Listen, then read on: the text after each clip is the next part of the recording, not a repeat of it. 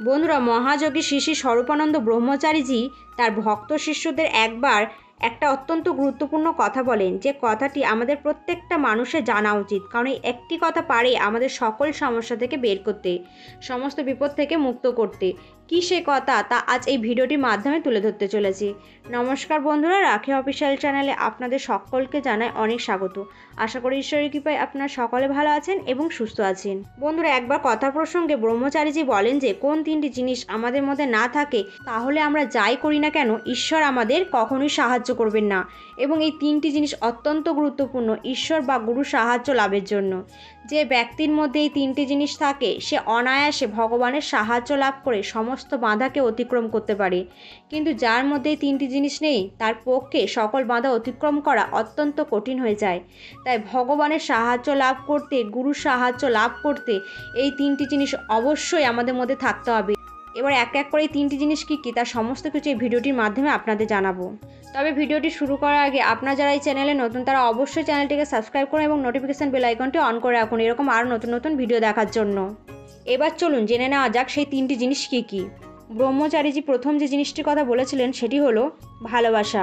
হ্যাঁ, যে ব্যক্তি ঈশ্বরের প্রতি বা গুরুর প্রতি প্রকৃত ভালোবাসা থাকে, সত্যি অর্থে যদি কেউ ভগবানকে ভালোবাসতে পারে, তার জীবনে যতই সমস্যা আসুক না কেন, যতই বাধা আসুক না কেন, ভগবান তাকে ঠিক সাহায্য করবেন সেই বাধা দূর করতে। একজন শিষ্যরও তার গুরুর প্রতি এরকম ভালোবাসা থাকা প্রয়োজন, গুরুর আশীর্বাদ লাভ করার জন্য।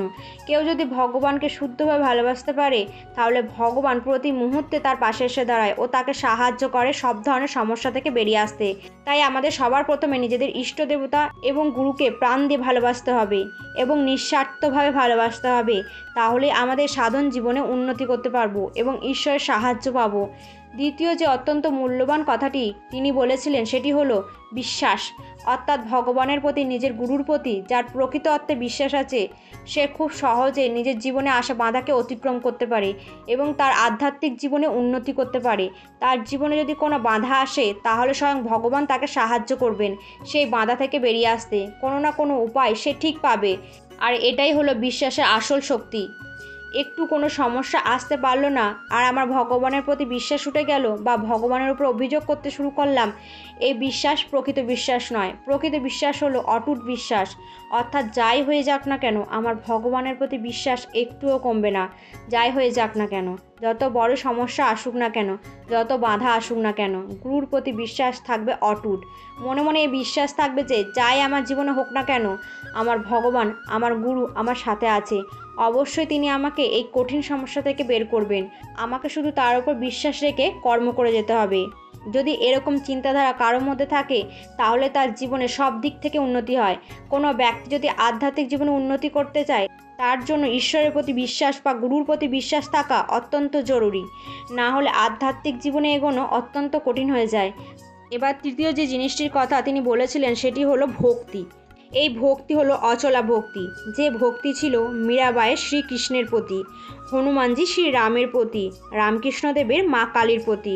ভক্তি সর্বদা এরকমই হওয়া উচিত যাতে ভক্তির মধ্যে কোনো স্বার্থ না মিশে থাকে। যাই হয়ে যাক না কেন, জীবনে যত বড় সমস্যা আসুক না কেন, এই ভক্তি কখনোই একটুও কমবে না, বড় আরও দিনে দিনে বাড়বে। গুরু চাই তার শিষ্য সর্বদা নিঃস্বার্থভাবে গুরুকে ভক্তি করুক, ভালোবাসুক।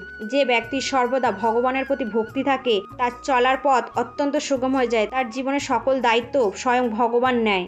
যে শিষ্যের নিজের গুরুর প্রতি প্রকৃত ভক্তি থাকে সে শিষ্য কখনোই বিপথে যায় না, কারণ তার গুরু তাকে কখনোই বিপদে যেতে দেবে না। গুরু তাকে সবসময় আগলে রাখবে এবং তার যাতে আধ্যাত্মিক উন্নতি হয় সেদিকে তার গুরুই খেয়াল রাখে।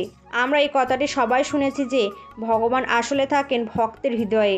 যে ভক্ত প্রকৃত অর্থে ভগবানে ভক্তি করে সে তার নিজের ভিতরে ভগবানকে দর্শন করতে পারে।